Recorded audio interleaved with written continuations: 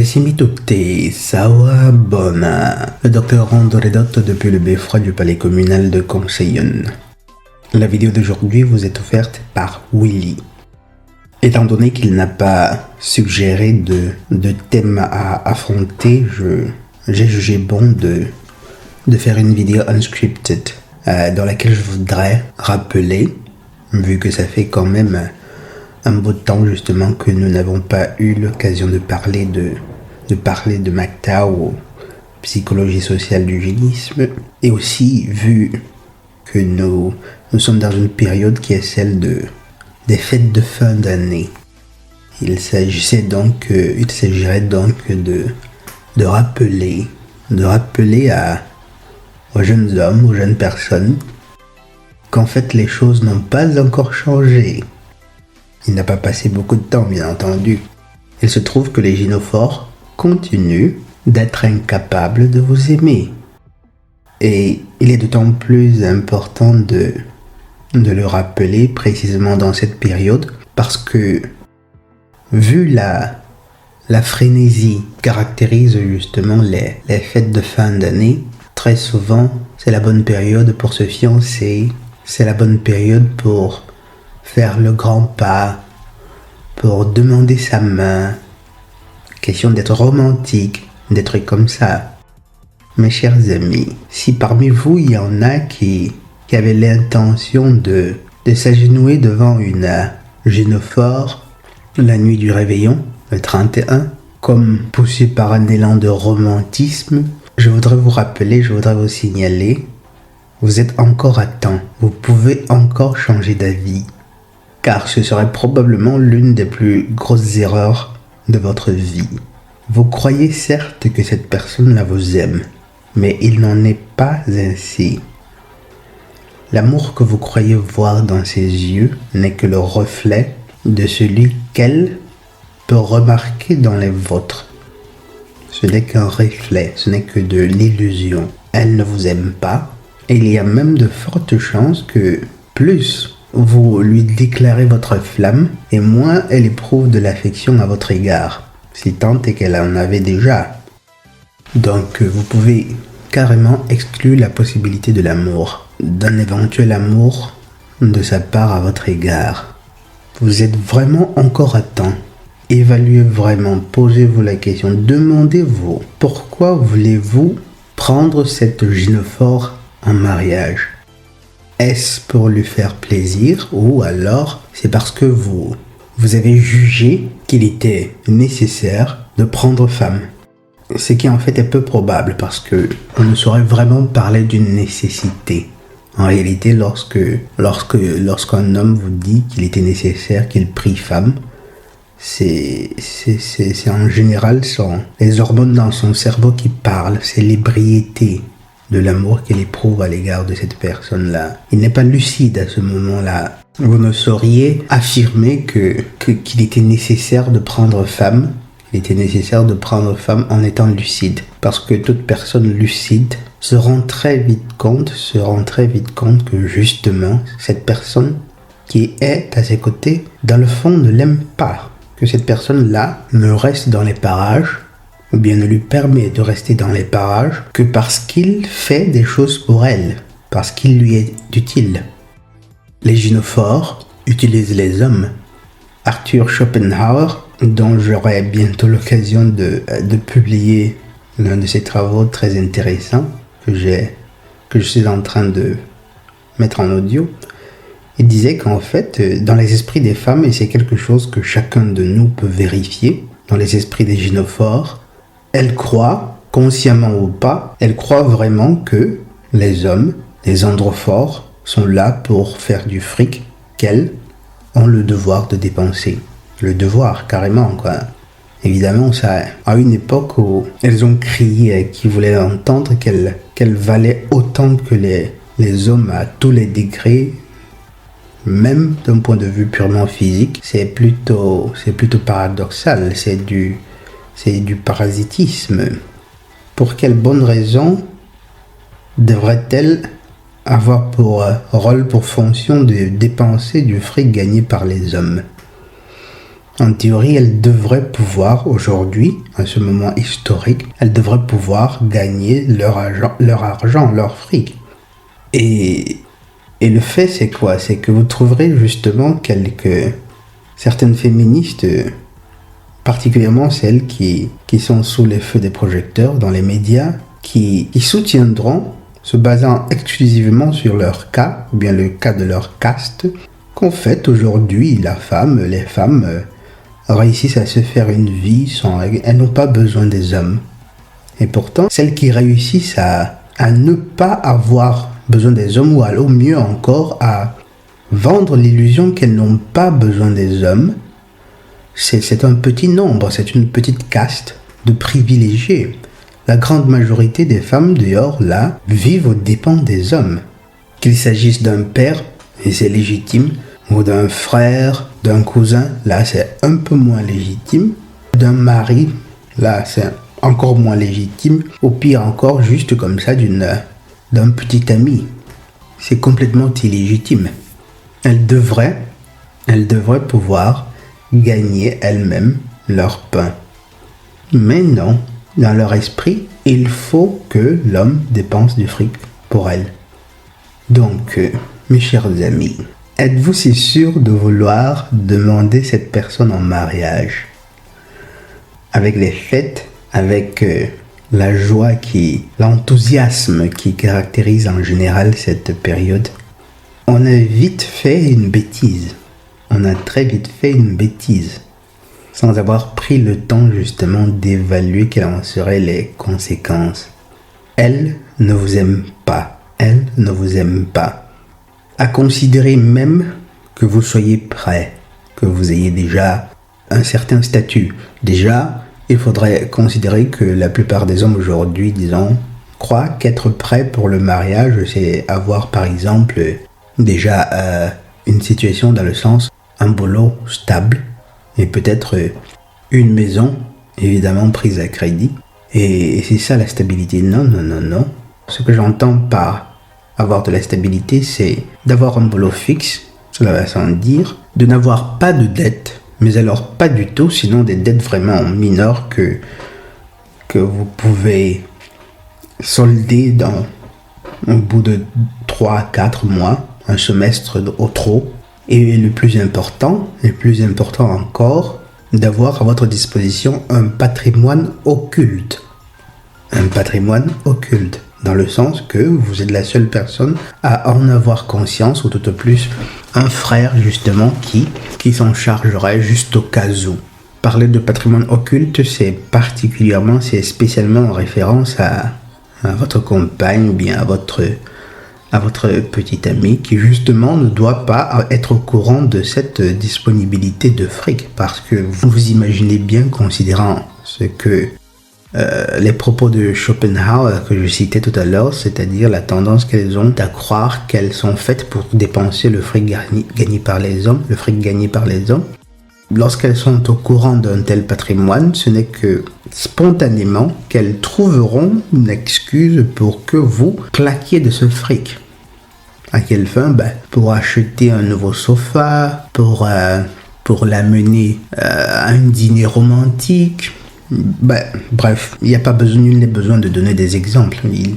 Ils sont légion. Donc, si tant est que vous êtes même prêt, si vous avez une certaine stabilité, il n'est pas dit que vous ayez vraiment besoin de contracter une union matrimoniale, puisque vous en ressortez toujours perdant. Il est possible que par le passé, et là il y a vraiment longtemps, quand les gynophores étaient encore un peu plus raisonnables, c'était un contrat matrimonial était quelque chose qui arrangeait les deux, dans le sens que l'homme au moins était un peu plus stable d'un point de vue de son instinct sexuel, dans le sens que, étant donné qu'il avait la possibilité de le satisfaire assez fréquemment, il n'avait pas besoin pas beaucoup distrait, il n'avait pas besoin à l'occasion de faire la chasse, disons ça comme ça, entre guillemets. Et de son côté, il offrait à la femme la stabilité d'un foyer. C'est de cette façon que les familles se créent, qu'on crée un petit environnement viable, beau, harmonieux, pour de jeunes enfants. Mais seulement aujourd'hui, il est clair que beaucoup de gynophores vous diront que c'est ce qu'elles recherchent, mais ce n'est pas vrai, parce qu'elles ont toutes été contaminées par le féminisme. Elles vous diront que c'est ce qu'elles recherchent, mais en fait aujourd'hui, la seule chose qu'elles recherchent, c'est tout simplement le jour du mariage. C'est-à-dire que toutes les cérémonies grotesques qui sont organisées à cette occasion, et pendant lesquelles justement elle est au centre de l'attention, il y a tout le monde qui la félicite, qui l'embrasse, et elle est adulée. Et plus important encore, elle peut enfin dire... narguer ses amis, celles qui s'étaient déjà mariées, celles qui ne sont pas encore mariées, et ainsi de suite. Mais passé le jour du mariage, après, elle n'éprouve plus aucune joie à rester mariée. Pourquoi donc éprouverait-elle de la joie à rester mariée quand le mariage signifie prendre des responsabilités? Prendre la responsabilité de faire sa part, de contribuer aussi au fonctionnement de l'union. Or, nous savons bien qu'elles n'aiment pas, qu'elles ont horreur des responsabilités. Pourquoi devraient-elles s'imposer? Pourquoi devraient-elles se casser la tête en étant de bonnes mères ou de bonnes épouses, alors qu'à côté, elles ont encore une longue liste de prétendants, d'individus qui seraient prêts justement à l'aduler. Donc, à considérer même que vous soyez prêt, que vous ayez une certaine stabilité. Il n'est pas dit, mes chers amis, que vous ayez besoin de prendre femme parce que c'est contre vos intérêts. Le faire signifie carrément se tirer une balle dans le pied. C'est contre vos intérêts parce que justement, elle ne vous aimera pas. Elle se refusera, elle ne sera pas disposée à prendre les responsabilités, à contribuer, à assumer sa part de responsabilité pour la bonne marche de votre foyer.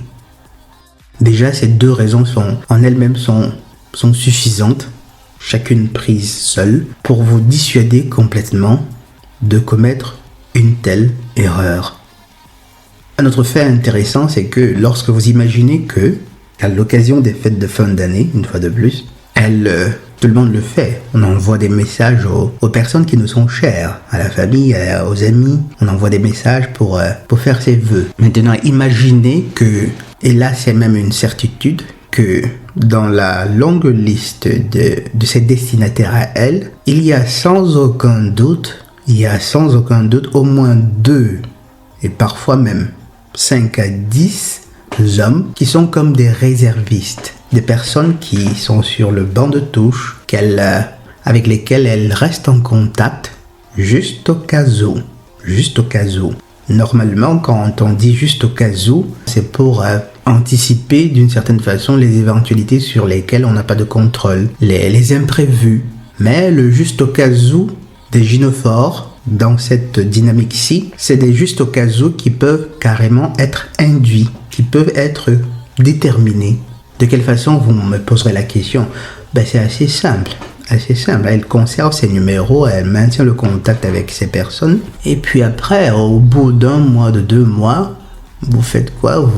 Vous êtes un mari qui va travailler, qui essaye autant que faire se peut de lui faire plaisir. Quoi que ce soit chose impossible, bien entendu. Et du coup, elle se crée assez facilement la bonne excuse, le mobile, pour pouvoir justement réactiver certains rapports avec ses ex ou bien avec les réservistes. Vous n'êtes pas assez présent, vous devez travailler, mon Dieu.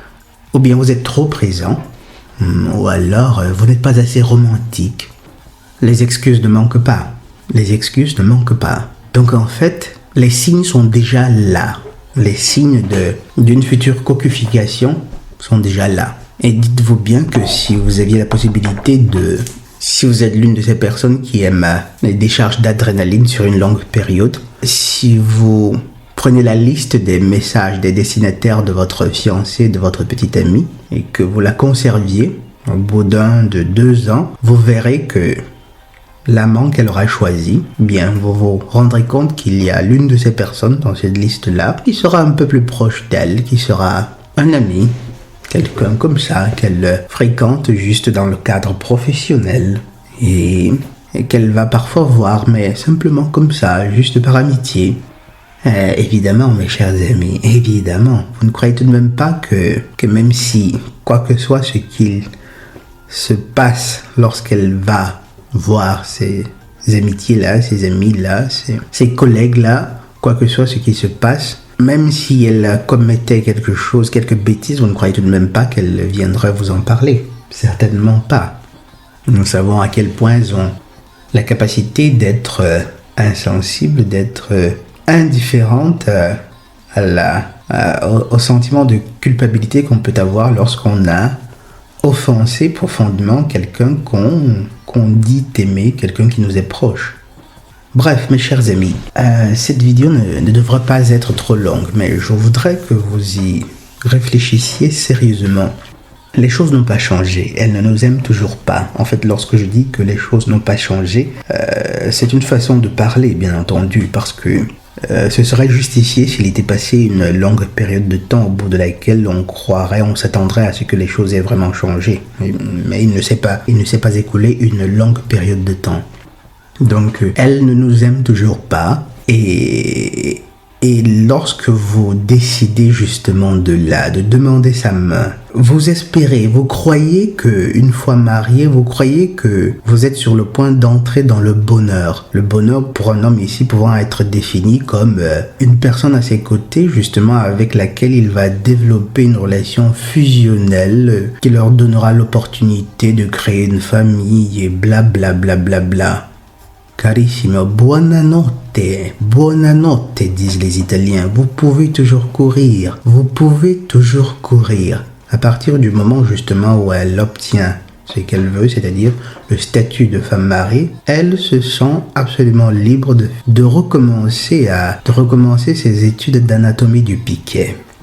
Donc l'amour que vous croyez trouver dans le mariage, la disponibilité de l'accessibilité plus fréquente à l'intimité, au contact avec le corps féminin que vous croyez obtenir dans le mariage, vous ne l'aurez pas. Vous ne l'aurez absolument pas. Et pire encore, dites-vous bien que lorsque, peu importe depuis quand vous êtes ensemble, à partir du moment où vous tombez amoureux d'une femme, à partir du moment où vous le lui signifiez, votre amour commence à augmenter d'intensité. De son côté, ce qu'elle dit être de l'amour, mais qui en fait est tout au plus de l'affection qu'on peut avoir pour n'importe quel objet qui nous est utile, ça commence tout simplement à descendre. Normalement, même l'affection qu'on a envers, par exemple, un objet là je parle d'un objet inanimé, ou bien à la limite d'un animal, d'un chiot, chez la femme, ça peut rester constant ou bien ne pas descendre. Cette affection-là peut croître un peu, ou disons tout au moins ne pas décroître, simplement parce que justement les objets inanimés sont des entités, des objets ou bien les animaux, un chat, un chien sont des entités avec lesquelles on ne développe que des relations vraiment primaires. Du coup, envers ces objets, on a des responsabilités vraiment moindres. Elles réussissent à s'attacher, parce que bien entendu, il faut aussi y mettre le fait que ce soit des humaines, mais elles réussissent à s'attacher par exemple à un chat, à un chien ou bien à un livre, simplement parce que elles n'ont à l'égard de ces objets, de ces entités qu'une responsabilité très restreinte. Par contre, à l'égard d'un homme, il y a de grosses responsabilités, ou bien à l'égard d'un autre humain, il y a de grosses responsabilités, telles que par exemple le devoir d'être loyal. Le devoir d'être loyal, ce qui signifie éviter des comportements justement qui, par contre, lui donnent beaucoup de plaisir. Comme par exemple flirter avec d'autres personnes, se faire aduler. Elles ne peuvent pas y renoncer. Ou bien carrément coucher avec d'autres hommes.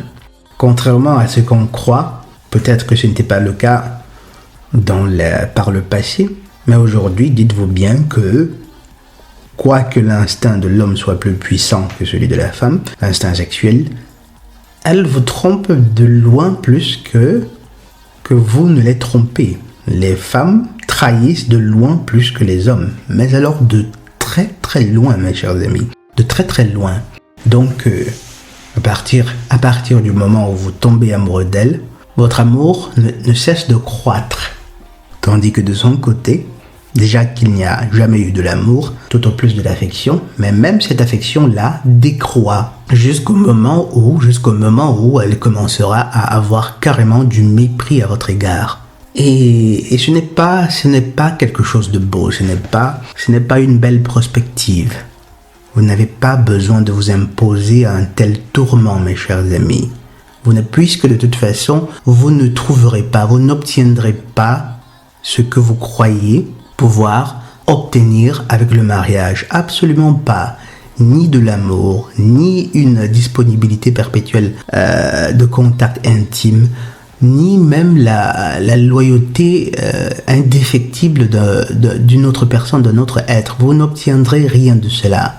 Alors, pourquoi donc devriez-vous prendre une telle responsabilité, vous jeter de cette façon dans la gueule du loup?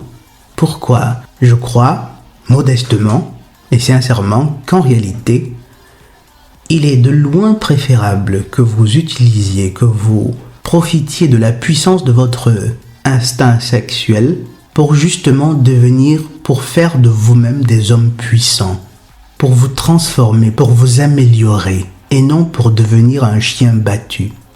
Vous devez utiliser la puissance de votre instinct sexuel pour faire de vous des hommes puissants.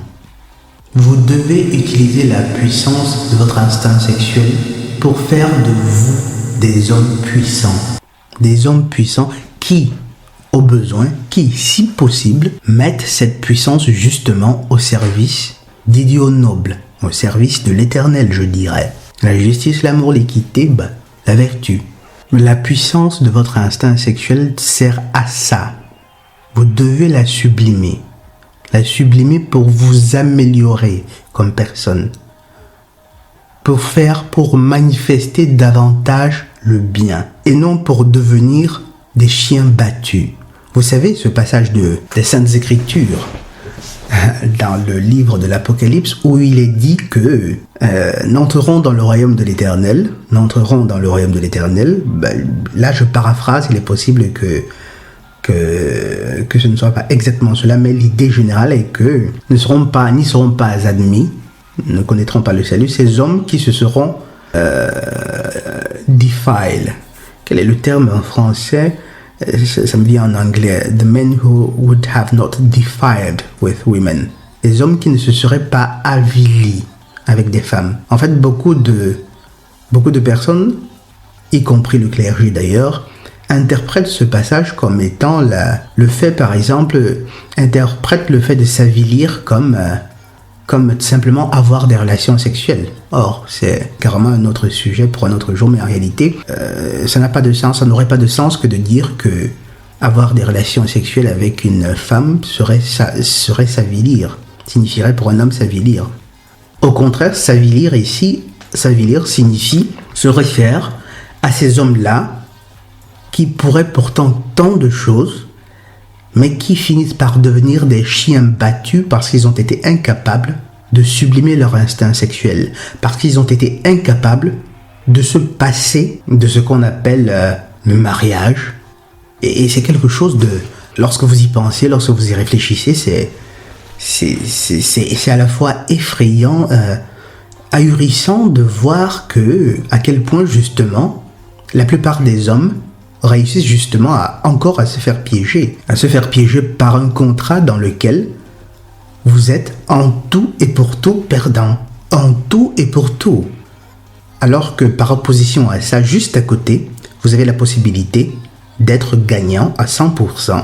Et c'est terrible, mes chers amis. Imaginez, un mariage aujourd'hui signifie être perdant à 100%. Vous ne gagnez en rien. Vous ne gagnez en rien. Littéralement en rien.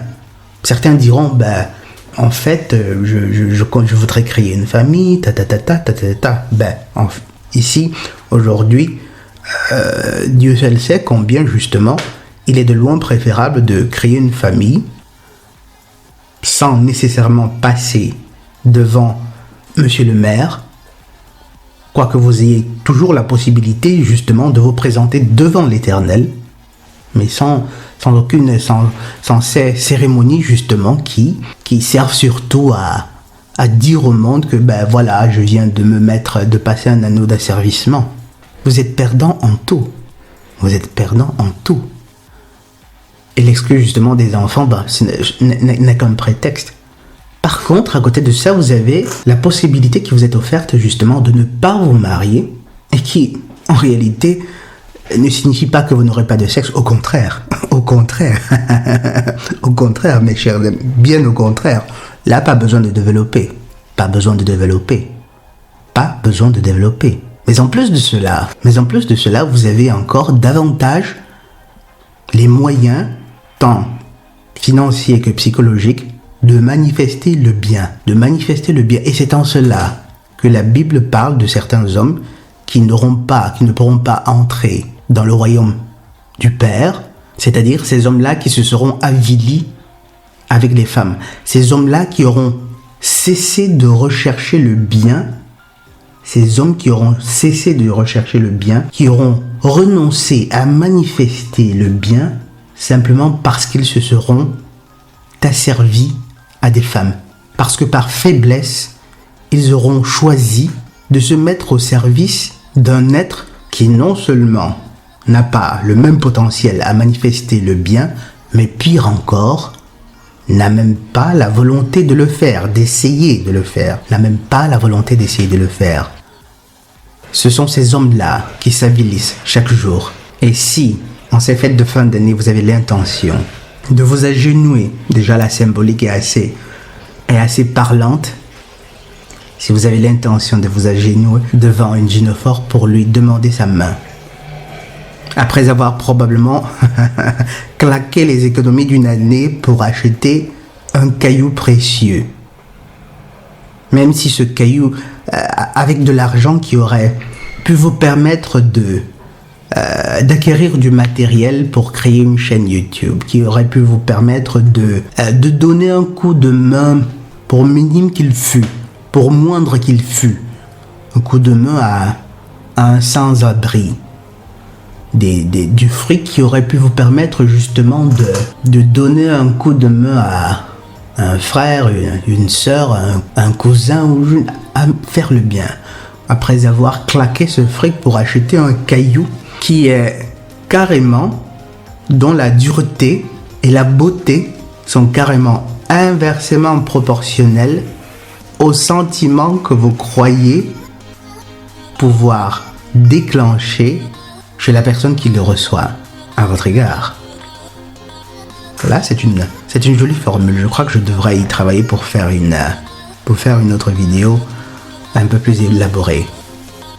La beauté, la dureté, la luminosité d'un diamant sont des qualités qui sont inversement proportionnelles au sentiment que vous espérez déclencher à votre égard chez la personne à qui vous l'offrez. Considérez cela, mes chers amis.